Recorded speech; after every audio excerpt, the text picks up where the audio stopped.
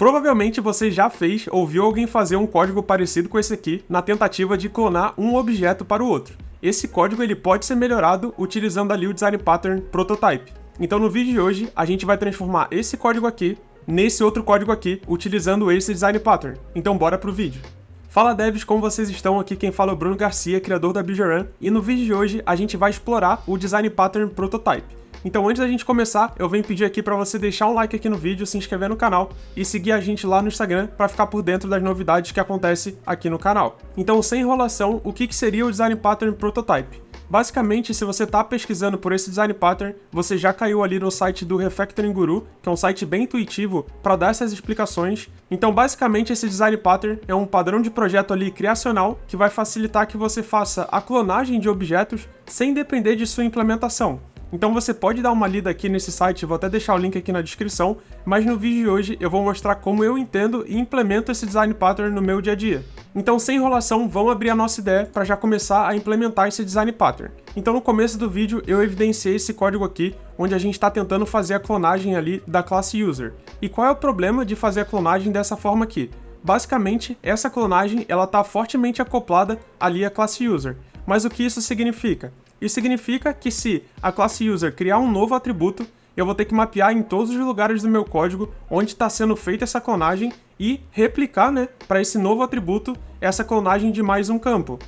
E isso não é interessante porque toda hora que a gente mexer na classe, a gente vai precisar ficar indo em diversos lugares dentro do projeto e não vai ser um trabalho muito legal, vai ser bem operacional ali, podendo ocasionar bugs e tudo mais. Além disso, a gente vai estar com pouco reuso de código, porque todo lugar que eu precisar clonar, eu vou precisar fazer um get e set ali para todos os campos. Além disso, eu também acabo infringindo um pouco ali o encapsulamento dessa minha classe user.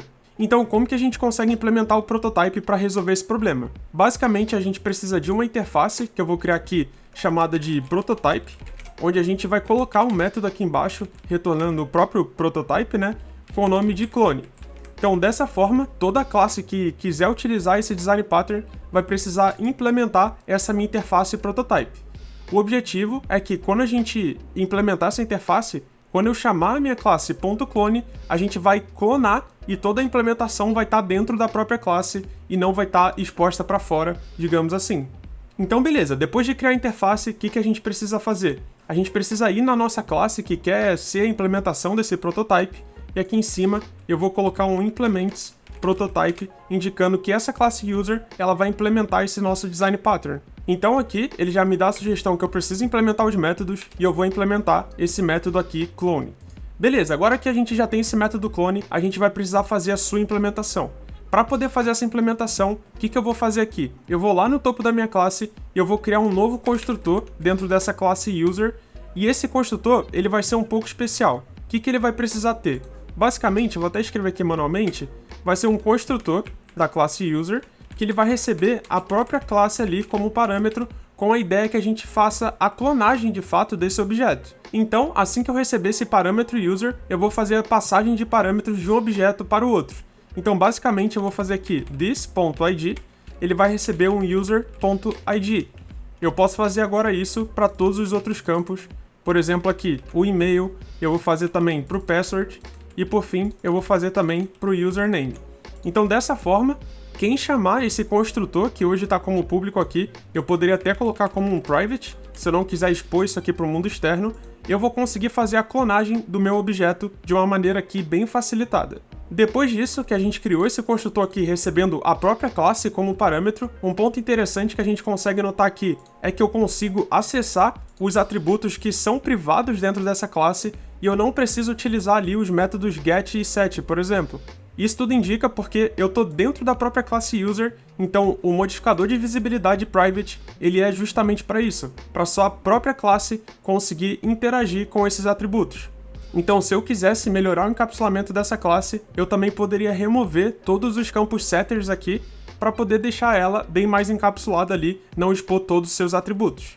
Mas beleza, continuando a nossa implementação aqui, depois que eu criei esse construtor recebendo a própria classe, eu deixei aqui como private, eu posso ir lá embaixo dentro desse método aqui clone e eu vou fazer um return new user e eu passo a própria classe como parâmetro. Dessa forma, utilizando a palavra this, eu estou passando a própria instância da classe ali que está sendo referenciada dentro do clone, e eu estou retornando um novo objeto com todos os atributos que eu tenho nesse objeto que está sendo clonado.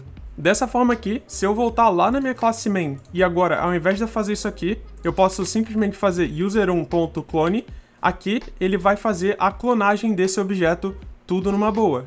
Então, para a gente ver se está tudo sendo clonado certinho, vamos lá dentro da classe user e eu vou criar aqui um método toString só para a gente saber se todos os parâmetros estão sendo repassados certinho e a gente já roda esse projeto aqui para validar se está tudo certo.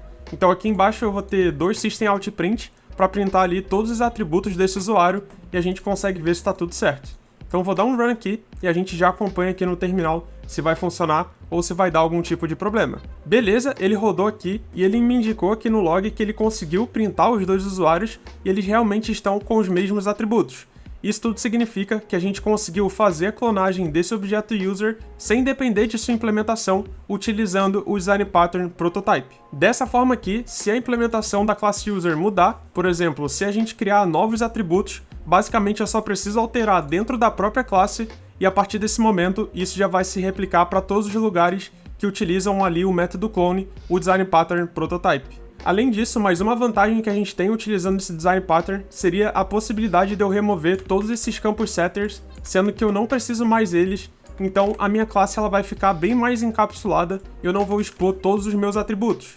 Então essa é mais uma vantagem bem interessante ali do prototype, onde a gente consegue depois, por exemplo, criar um construtor aqui mais preenchido e manter o encapsulamento dessa classe. Aqui por viés de exemplo, eu vou voltar com os setters ali, porque a gente está utilizando na nossa classe main, mas só estou te mostrando aqui as possibilidades que a gente tem ali com o design pattern prototype. Então, para concluir aqui, as vantagens que a gente tem dentro desse design pattern é reduzir ali o acoplamento, né, das classes e facilitar e melhorar ainda mais o reuso do nosso código aqui dentro do nosso projeto.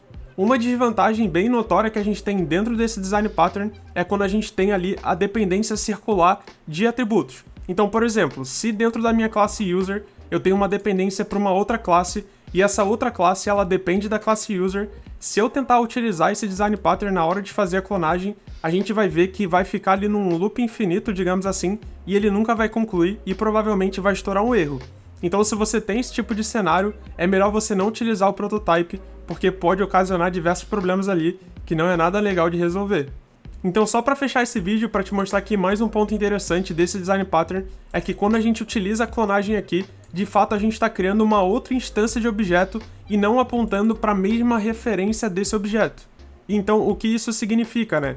Basicamente, se eu vier aqui na minha classe user e tirar o toString, que eu já tinha tirado aqui, e quando eu rodar esse meu projeto, vamos apertar aqui um run, a gente consegue ver aqui qual é o apontamento, digamos assim, o hashcode ali daquele objeto. Então a gente consegue ver aqui que o de cima é o 45F e o de baixo é o 4CD aqui, indicando que são dois objetos separados. Isso significa que se eu alterar esse objeto aqui principal, o clone ele não vai sofrer as consequências. Então de fato a gente clonou o objeto, mas são duas instâncias ali separadas, totalmente dependentes. Então a gente não vai ter nenhum possível bug a partir dessa clonagem. Então é isso, eu espero que você tenha gostado desse vídeo, deixa o seu like, se inscreve aqui no canal e coloca aqui embaixo o que você achou desse design pattern e se vale a pena você utilizar ele aí no seu dia a dia. Caso você queira aprender mais sobre design patterns, a gente tem uma playlist aqui no canal e eu te espero lá. Mas por esse vídeo eu fico por aqui, um grande abraço e até a próxima!